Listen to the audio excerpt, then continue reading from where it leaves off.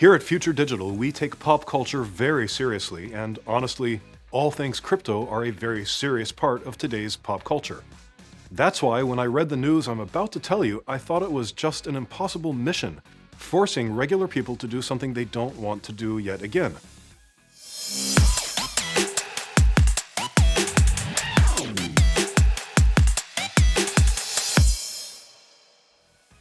This impossible mission is that the IMF wants to somehow put the brakes on crypto. My first thought was that it was some stunt by Tom Cruise working for the Impossible Mission Force, or IMF, in the Mission Impossible movie franchise.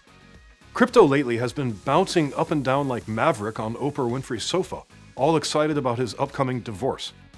But no, I'm talking about the IMF that we know of as the International Monetary Fund. Yeah, the less glamorous IMF.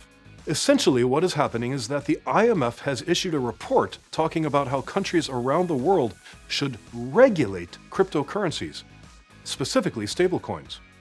Remember that stablecoins are a type of crypto whose value is more or less pegged to some external factor like another currency. Could it be the dollar? Basically, stablecoins are a market whose value is roughly $150 billion. This episode of Future Digital will talk about the IMF's report titled, "This government interference will self-destruct in 10 seconds. Any advice I might give you, should you choose to accept it, is not financial advice. Actually, the report is titled, Regulating the Crypto Ecosystem, the Case of Unbacked Crypto Assets. I'd like to point out that as it uses a term like ecosystem, it was likely written by a Gen Xer trying to sound young and hip. Actually, on their own website, the IMF subtitled this report, The Case of Stablecoins and Arrangements. I guess they were disarranged and unstable when... Anyhow, the report says that stablecoins do not rely on any sort of backed asset, but on supply and demand. Duh. All cryptos, or any assets in general, are based on supply and demand. This means the value of it depends on how much of it there is and how much people want it. The IMF's report says specifically that crypto assets were designed to disintermediate financial services. What this tells me is that they want to somehow regulate how we access the crypto market. This would mean that crypto exchanges, wallet providers like in your phone, would be regulated.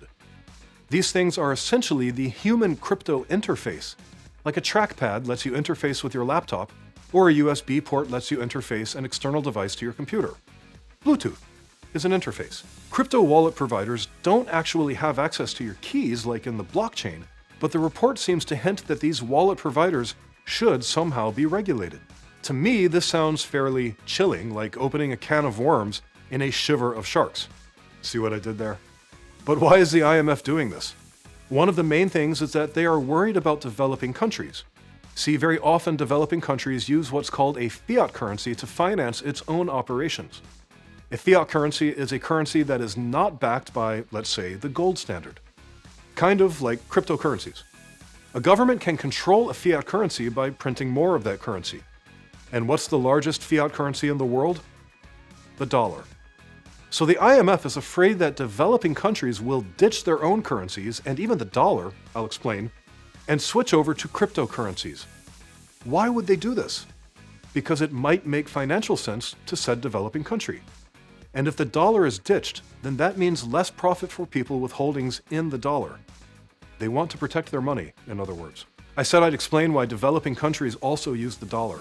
The IMF often issues loans to developing countries. These loans are issued in dollars.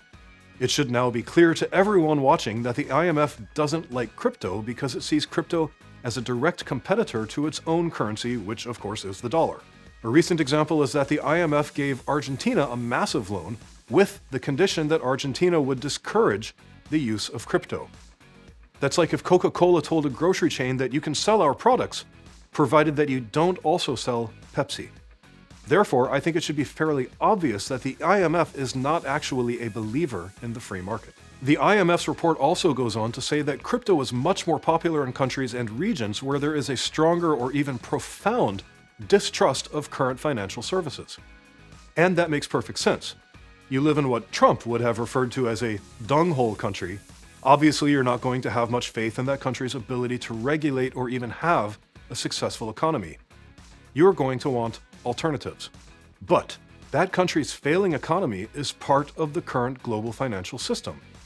the IMF exists to protect the current global financial system.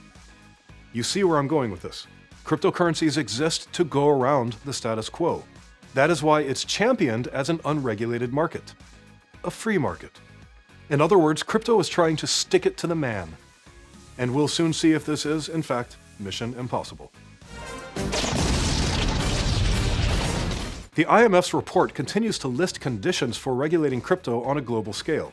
And that, my friends, is what we will talk about in our next episode of Future Digital. As always, I like to give a fact in each episode about Estonia, the crypto capital of the European Union, and where Future Digital is produced. Sports in Estonia are very popular, especially basketball, football, and I mean soccer, skiing, and so on.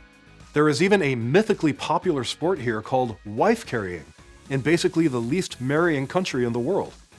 Estonia also wins a rather large number of Olympic medals per capita.